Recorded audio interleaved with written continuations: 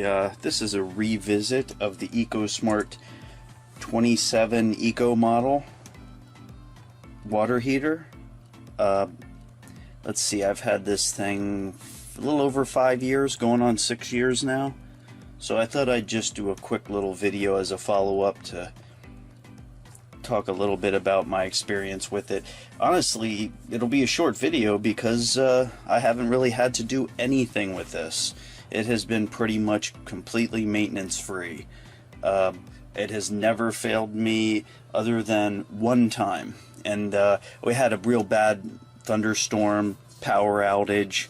Power comes back up, and then I noticed, my hot water heater's not working anymore. So I was a little worried. I was hoping nothing, and it was fried. I probably should have taken this part. This actually comes off here. First thing I did was, shut the power off to it, open it up. I was kind of hoping that the CPU, the motherboard in it, was not fried. But if you take off this plastic cover plate here, that houses the little LED and the kind of the brains, the little circuit board brains of the unit, when you pop that off, there's a fuse, and the fuse powers just the electronics, not the big 240. I mean, it's all 240 volt, but the just to power the CPU, they put a little a separate fuse in it. And thankfully that's all it was. Check the fuse. Fuse was blown. I had to reorder replacement fuses. It required a particular fuse, a fast-acting fuse. I'll link it in the YouTube notes below, the part number I used. Now this was for the Eco 27 kilowatt model. So it might be different for the different sizes. But they actually have them right on Amazon. It popped in a new fuse, instantly came right up. No other work than just a fuse replacement. That's the only time I've had to do any sort of maintenance on this thing since I've got it. It's worked perfectly. I saw someone in the comments said that 112 degrees or something wasn't hot enough. Well, this thing maxes out at 140. So you can get it as well hotter than you need. Although I typically go around 115 for me is plenty in Fahrenheit. I think the Department of Energy says, what do they recommend? 118, something like that. I think not to go over 118 or 120 is the max. So I don't know how hot you really need it, but I've found 115 is plenty hot for me. So that's about it, really. Electricity usage, it's a little hard for me to track because I had a standard electric tank water heater prior to this unit.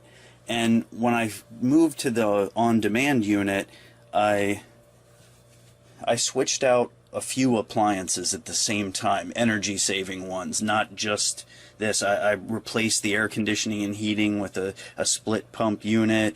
So the only bad part about doing that all at once is I really didn't get to see, it wasn't obvious to me the savings, if any, from moving from a tanked unit to this. But I would say don't plan on it saving any electricity over a standard tank heater. Now it might depend on your usage too. There's only 2 people here in the house, so we don't use a ton of water, and I didn't see the bill go up, but I didn't see a huge drop. I mean, at least not that I could attribute to this. So if you have a gas water heater, I would not recommend switching to an electric. It'll cost you more. Most places in the country, electricity is costing more. Even with a really efficient unit like this, electricity is going to cost you more over a tank unit.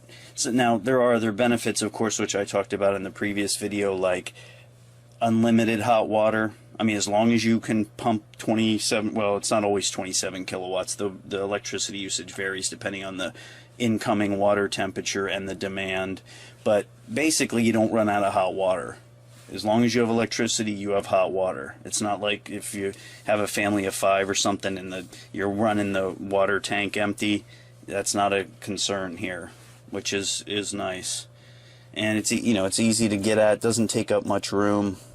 So but I just wanted to talk a little bit about it since I've had it for going on 6 years now and have had no issues. I've noticed some people in the comments have if you don't have good clean water, you can get some scale buildup on the heater units. These are the heater units on top there. They're actually replaceable. You can cut, disconnect the power and they unscrew and pull right out, and you even go to like Home Depot and get replacement heater units for it. But mine have been going strong. I haven't noticed any loss of heat, nothing like that. Now I do have treated water, so my water is really clean, fully, goes through bunches of filters, salt tank. I have the works, so my water is really clean, so I've never really had to worry about any buildup. But I've heard if you don't have clean water, you can get some scale building up in there that needs to either be cleaned out, or heating units might need to be replaced. But other than that, yeah, it's been rock solid for me. So I just wanted to comment a little bit about it and hope this has helped.